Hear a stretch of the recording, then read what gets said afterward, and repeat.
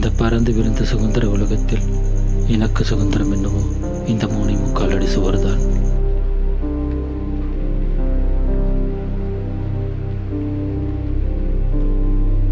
இன்னும் எத்தனை நாட்களுக்கு இந்த வலியும் வேதனையும்?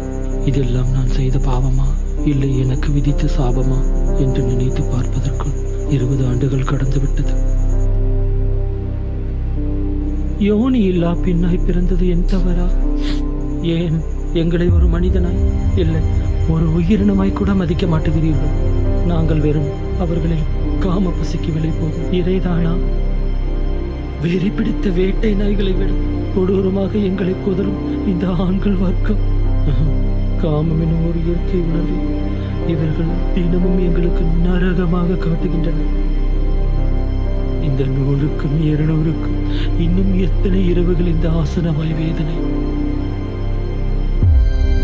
நகங்கள் பட்டால் கூட வலிக்கும் அந்த மென்மையான படலத்தில் இரும்பு கம்பிகளையும் இரட்டை மெழுகுவர்த்திகளையும் அதிவேகத்தில் தன் குறிகளையும் திணித்து சிதைக்கின்றன. அச்சிதைவினால் வரும் இரத்தத்தையும் இரத்த வாடையும் முகர்ந்து இந்த கழிவறையும் பழகிவிட்டது. என் அழுகை ஓசைகளுக்கு இந்த சுவர்களும் ஒன்றிவிட்டது. இயற்கை யோனி இல்லா பெண்ணா இன்னும் எத்தனை நாட்களுக்கு இந்த ஆசனவாய் வேதனை? அந்த யோனிக்காவது மாதத்தில் 3 நாட்கள் விடுதலை, ஆனால் எனக்கு மாதத்தில் 30 நாட்களும் நரக வேதனை. எங்களின் உடம்பை ஏன் ஒரு கசக்கி எறியும் காகிதமாய் மட்டும் பார்க்கின்றீர்கள்? உணர்வில் வாழத்தானே இந்த மறுபிறவி எடுத்தோம், குறியை அறுத்தோம். ஆனால் எங்களை உங்களின் விந்தை வெளியேற்றும் கருவியாய் மட்டும் கருதுகிறீர்கள்.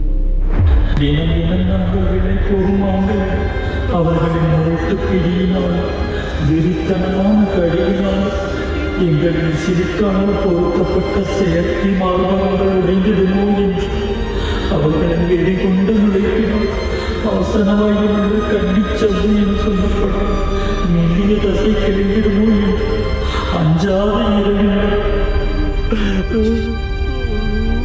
இங்கு இத்தனை சட்டங்கள் இருந்து எதற்கு? இத்தனை அமைப்புகள் இருந்து எதற்கு? எத்தனை சோசியல் மீடியாக்கள் இருந்து எதற்கு?